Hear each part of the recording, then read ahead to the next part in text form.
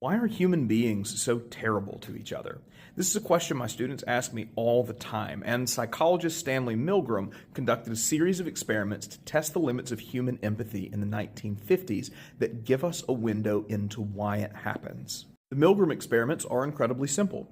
A volunteer lines up thinking that they are one of many participants in a study, but really they're the only one. It's a learning game where they will see a man plugged into electrodes on a chair and then go into another room and ask them questions over a radio. And when they get a question wrong, they are to flip a switch that will ignite a shock in the other room.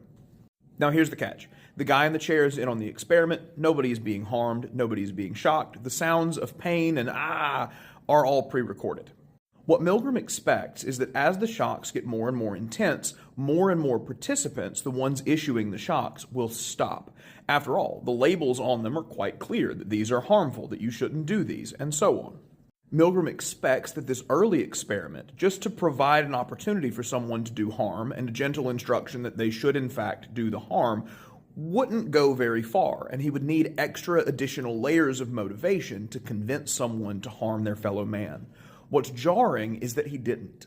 More than 80% of participants continued all the way through the end of the experiment, and in their view, continued shocking an innocent man until he stopped responding.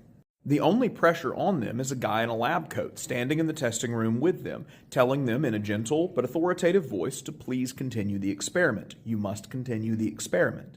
This horrifies Milgram, who's trying to understand human cruelty because of how directly the Second World War affected his family's survival, or rather, the lack thereof. Now, the people doing the shocking mostly experienced signs of clear distress, and video footage of the experiment show us them running their hands through their hair, staring at the table, looking very visibly disgusted at what they were doing, and then doing it anyway.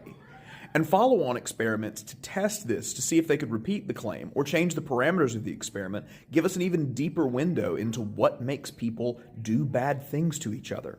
What Milgram realized is that you could get a large portion of the population on board with harming someone else, again about 80% of respondents, with simple social pressure, an assumed authority figure, stating clear directions, and providing only a few opportunities.